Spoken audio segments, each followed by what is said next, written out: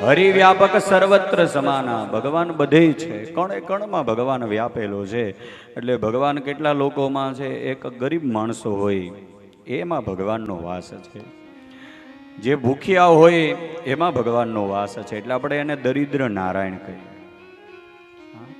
જે દર્દ છે, જેનામાં કોઈ રોગ છે, એને પણ આપણે એમ કહીએ દર્દી દેવો ભવ, એમાં એ પણ નારાયણ સ્વરૂપ છે, એની પણ સેવા કરો.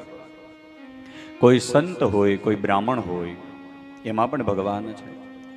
જે પરોપકારની ભાવનાથી જીવતા હોય, ઘણા બધા એવા ક્ષેત્રો છે જ્યાં પરોપકારની ભાવના છે, કોઈ કમાવાની ભાવના નથી.